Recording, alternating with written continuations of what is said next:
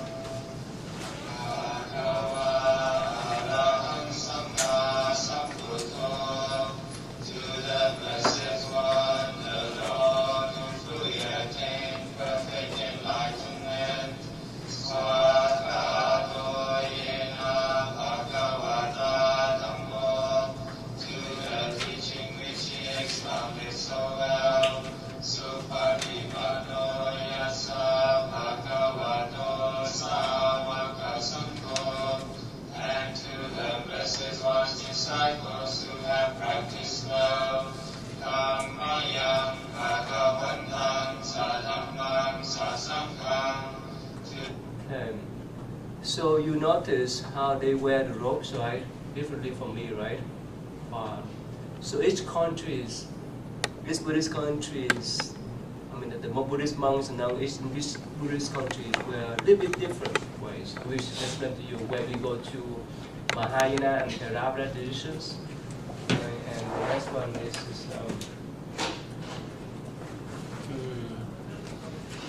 this is young monk.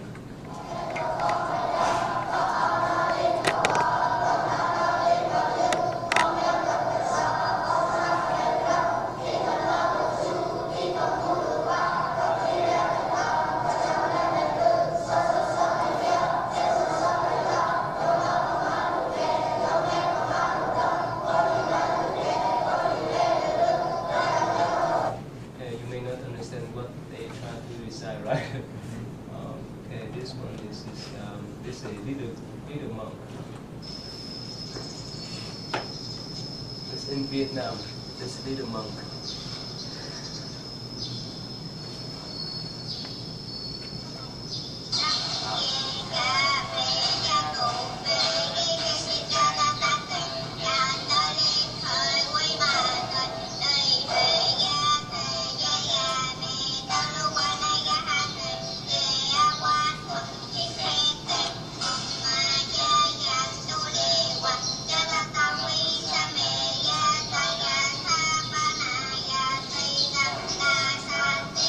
Anyway, you see that in the East, we tend to memorize the sutra whenever we join with the Sangha. Even the lay people too, they memorize some but not much like the monks and nuns. So the reason why the oral tradition has been kept for us more than 2,500 years by this type of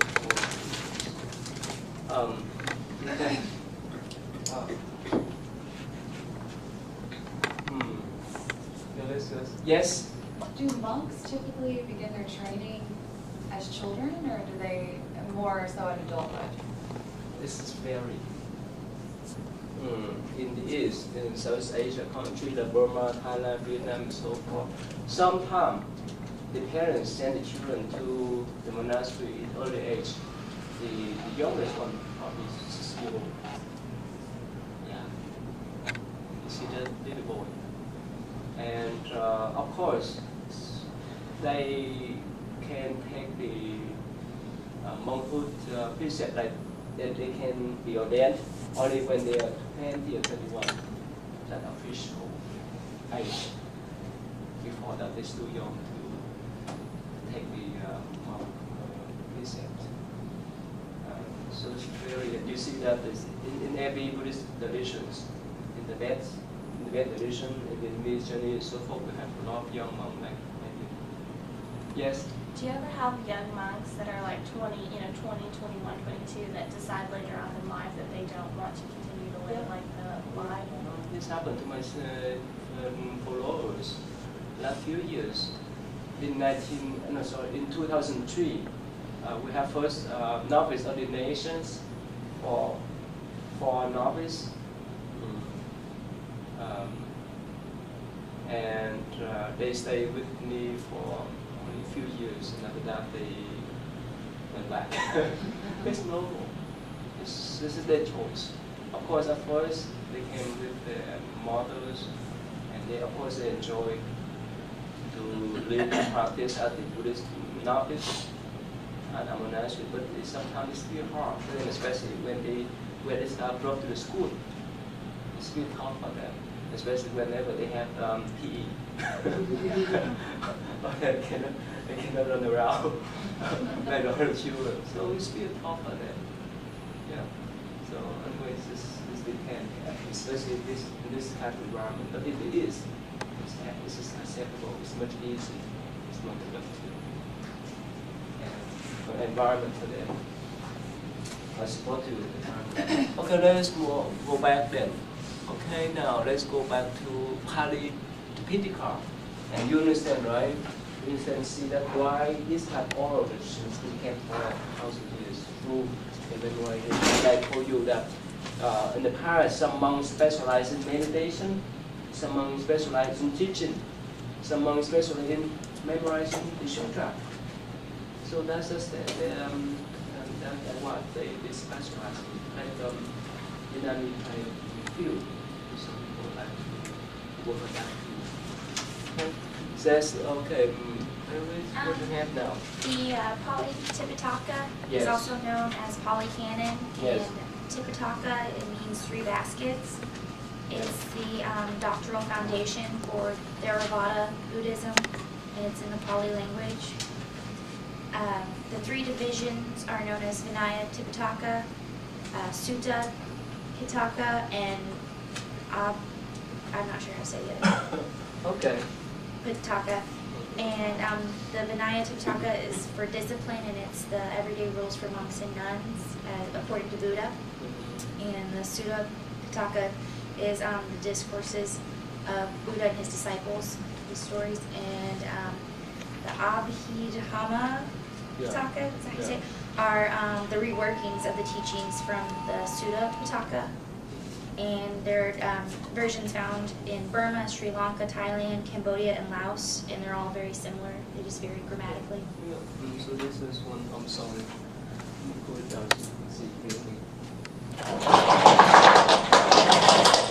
This is just introduction for you to understand briefly about the Tika. Tip is just mean three baskets. Remember we saw it last time, right? Yeah, the first one is Sutta. It's not 5 collection. This according to the Pali. This one is Pali traditions, and in the Mahayana or Sanskrit tradition, this is what is large, much larger. We have Pali, and we have Sanskrit. Bracket.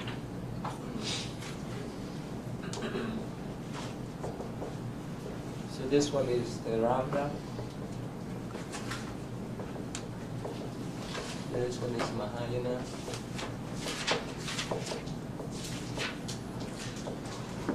So this is Pali one.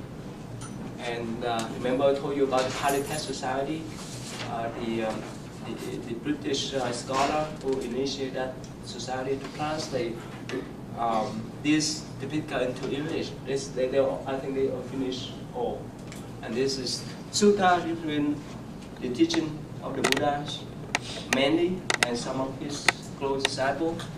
And this is only him, the one who dictate the precept and the guidelines for the monastic order or communities. And this one, the commentaries, anyone can do commentaries, right? Okay, and there's a lot of sutra here. We will talk more.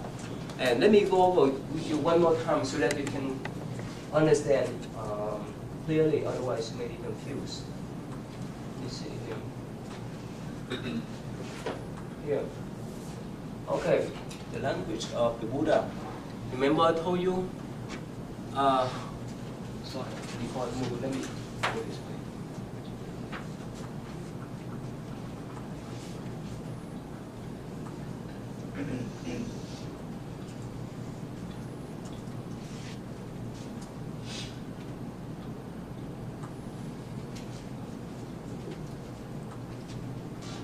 Okay, here. Remember, I told you this, the Buddha spoke Magadha, they some say Magadha, but Magadhi language, a local language. I think we better put it up otherwise. Okay, and of course, according to some scholar, he knew how to speak the local dialect too. But many, they say that he spoke Magadhi. And Magadhi's, remember, okay, let me go back one more time. And the Sanskrit, you see here, the Sanskrit is this language for the elites, for the high class people. And this one, they say that these two monks, they approach and complain to the Buddha. Buddha, many monks, they spoke the dialects. That they corrupt the Buddha teaching. So could we talk your teaching in Sanskrit only? He would say, no way. Can let them speak whatever language they want to. So this is the next passage here. And again, the Pali is related to here, the Magadhi language. The Pali is like the dialect at that times. But I mean the common language for the language for common people, not for the elite, not for high class people. You understand that? So again, so the Sanskrit is for the high class, for the elite people, but the Pali is for common people. Make sense now? Because it belongs to Magadhi language here. That's we have that two canyon here. Is it clear now? Right? And up to now, the Theravada tradition, they use this language, an official language, for them to recite and memorize the sutra. You see, the young monks, the little monks and novices, they recite this kind of Pali language. Okay. Okay. So.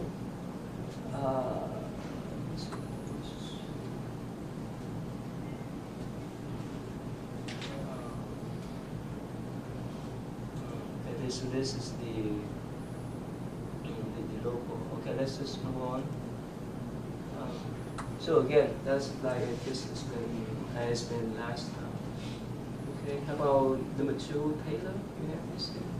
Yes, what do you have there? I just had that it was a collection of writings from China, Korea, and Vietnam that were Buddhist writings that were deemed canonical. Mm-hmm. And I found an interesting note that it meant that it means Da Zhang Jing, which is great treasury of sutras, and it includes the Agama, Vinaya, the Adadrama, and also the Mahana Sutras. And it was originally translated in classical Chinese, but there are various versions such as the Fang Shang Stone Sutras and the Tashiro Tripitaka. That's good. Okay, that's good. Let me, how about, this is, you, this is number 2. Oh, you? You see what you have there? I basically found the same stuff, but I did more on the Mahayana sutras, because I found out that they're mostly only in China and Tibet, and they're more devotional, and they talk about how to be more of a strict bodhisattva, and how to live a monastic life out in the wilderness, and basically all I found that was different. Yeah, basically, you know, let's say the, let's see here.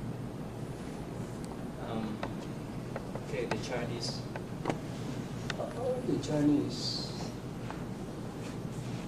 and the Tibetan, Kenyan. Okay, the Chinese Kenyan is include both the Theravada and Mahayana. That's what they call Agama.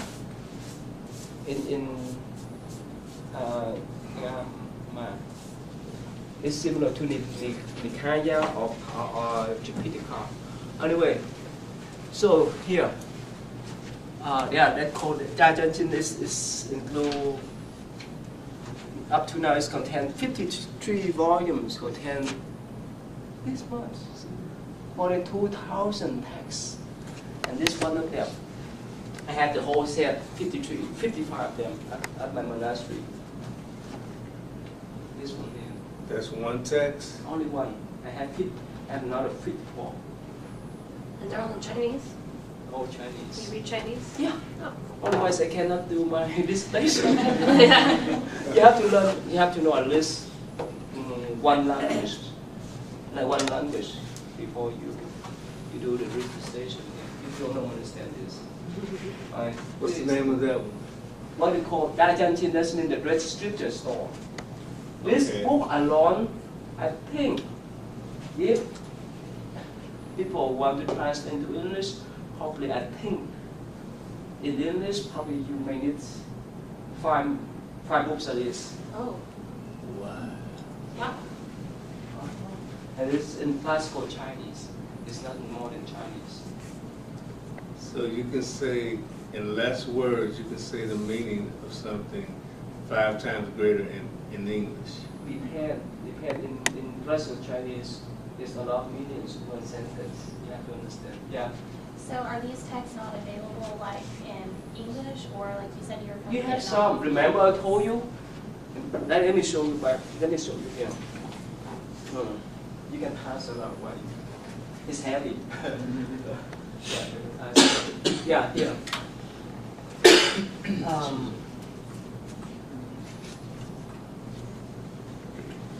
Here is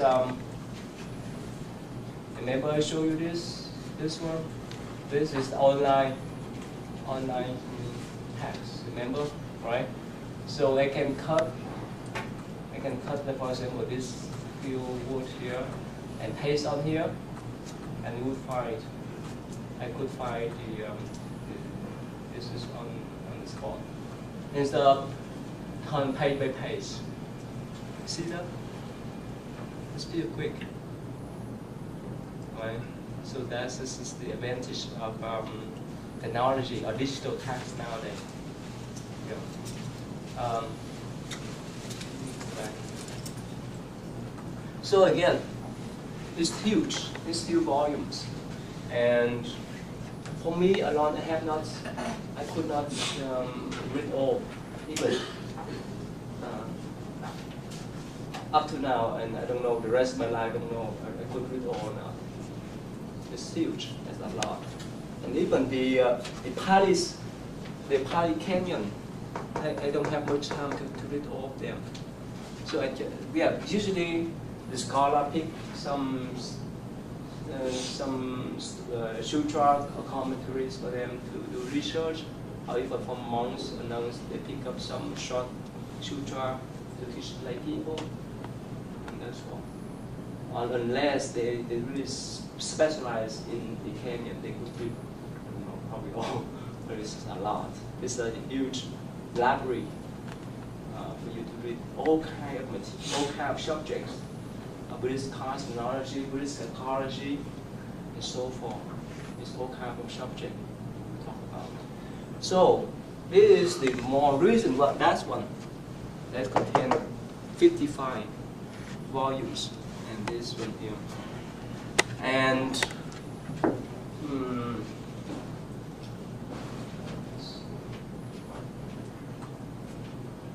this contains both editions. Yeah, what do you call here?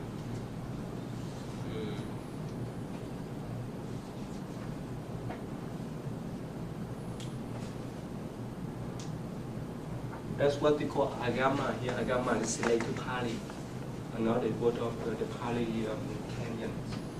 Yeah, it's huge. And plus, in every, let me see, in every traditions, we have Tripitakas, and remember Tripitaka, the Buddha teaching, Sutra, the Vinaya, that means the monastic rules and regulations, the last one the commentaries, that's all. But this is in this type of huge volumes.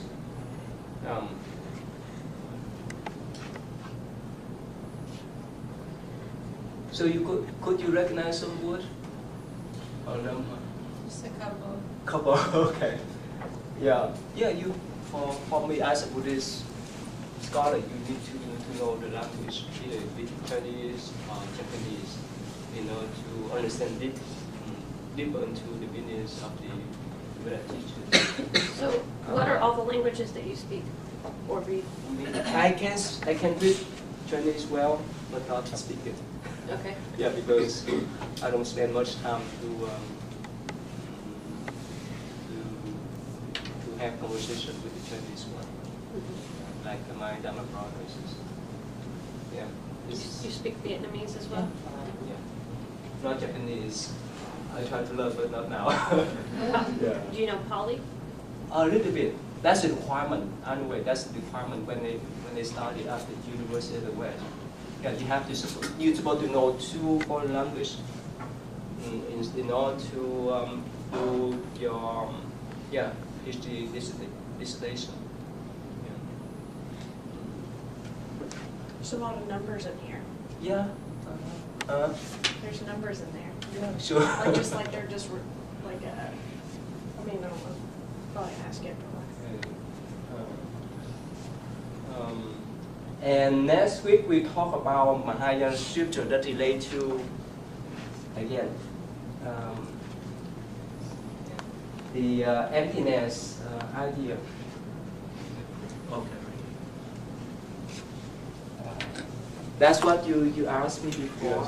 Yes. So, yeah. So after this class, you pick up the topic, the Suyan. It doesn't call the Suyan as mean emptiness.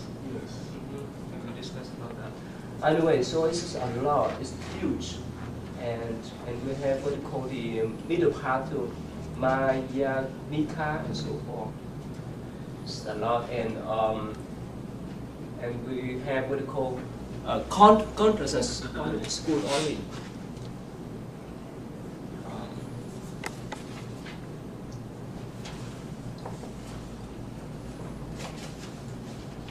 Only school.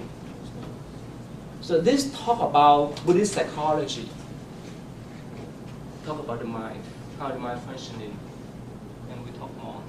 Okay. So anyway, so for the Chinese canyon it includes all this information, all these canyons, the Pali and Sanskrit. But start actually. Let me go back one more time.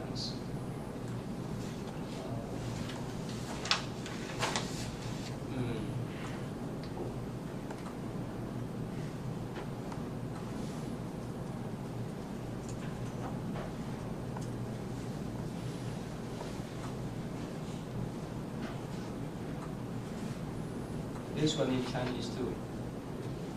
You don't understand. You recognize the number, but not the word. That's okay. Now here, let me go down this one. So I need to use the screen. Okay, here, see that? So, remember during the time of Ashoka, he sent the missionary groups to different countries, and I told you that in China there's some Buddhist monasteries that has the name of Ashoka. Remember I told you that? So probably Buddhism spread to China during the 3rd century BCE, but officially, according to many scholars, they say that Buddhism spread to China between the 1st and 2nd century BCE. And starting from that time until this time, until the 10th century, we finish up to translate all the Buddhist canyon from Sanskrit, or even from Pali into Chinese language for 1,000 years, for 10 decades, yeah, for 1,000 years.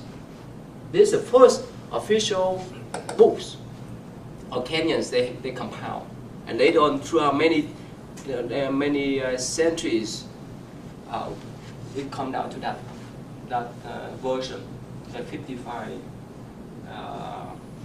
volumes that contain more than 2,000 texts. And this is require a lot of effort from especially monastic communities. Remember I told you the story that the monk who cut off his thigh and put the sutra inside that so that he could bring to China. Few years ago, actually when he was young, actually when he was layman, I heard a story that there's a Chinese and Vietnamese monk. He uses blood to write the sutra. Could you imagine that? This is beyond your imagination, right? Just a little bit. Yeah, a little bit. Okay. That's shows how dedicate to the tradition. I think in all traditions, we have some people who really dedicate for the faith, right? In any tradition, in Christianity, Muslim, and so forth, it's common, it's normal, right? So they really devote their life for the traditions.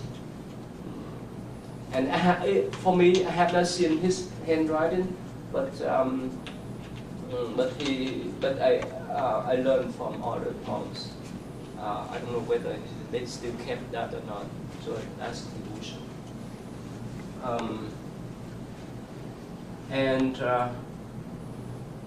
One more thing I want to mention too.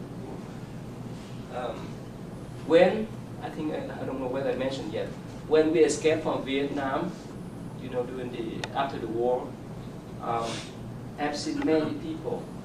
They carry with them the Buddhist sutra in Vietnamese, and when they got to the camp, because there's no printer, so they have to copy by hand.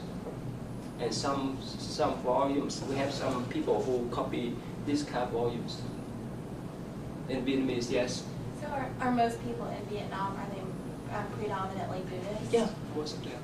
Up to now is about 80%. Yeah. So you see, that shows dedication, and that's how the tradition has been kept for many years, 1,000 years. Yeah. Okay, so let's just move on.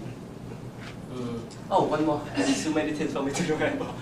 Okay, so since after they finished the first canyons, after they finished the first compilation of the Buddhist canyon in Chinese, and throughout many centuries, throughout many decades, many Centuries. throughout the periods, many periods, the emperors, the Chinese emperors, use this kind of Chinese Tripitaka or canyons as the way how to create marriage. Remember I told you, right? So they send, if they are Buddhists, if the emperors were Buddhists, they would make copies of this canyon and send to most of the monastery around in China, or they send to different countries, like they gift, like to Japan, Vietnam, Korea, and so forth. The reason why, remember, we talked about the printing block, the wood printing block, remember? That's one of the gift from the Chinese emperor. And when people write the canyon or the sutra, it's a way for them to create the marriage. You understand now? Marriage. The marriage, the blessing. Oh. That's a way. That's a way for them to create the marriage, a blessing. Okay. So. Yeah. Okay, let's move on. The next one here. Okay, the Tibetan. What do you have? Well, the Tibetan Tripitaka is basically the third part. You have the Pali, the Chinese, and the Tibetan, and it just refers to the religious text of Tibet.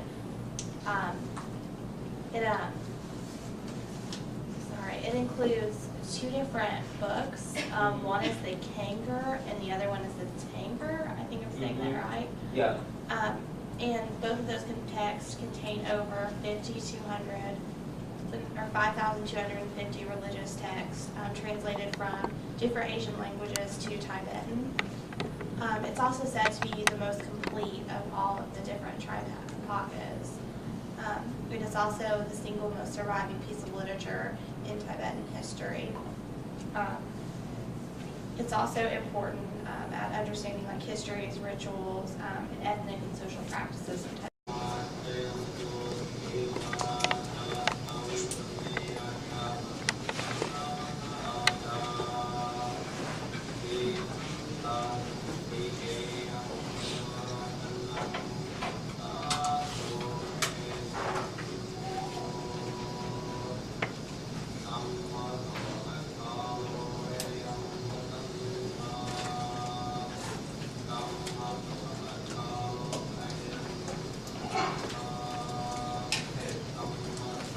That is one, and another one is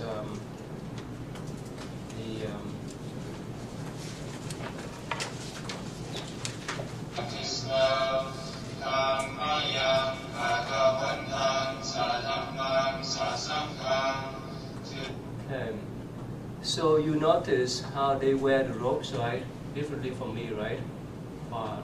So each country is, this Buddhist country is, the Buddhist monks and now each Buddhist countries were a little bit different ways. We should explain to you when we go to Mahayana and Theravada traditions. And the next one is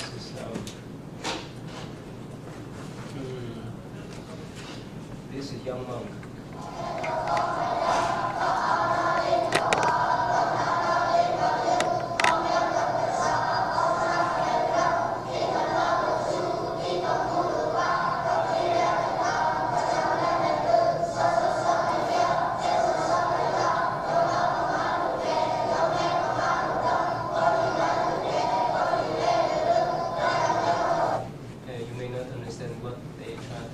Right?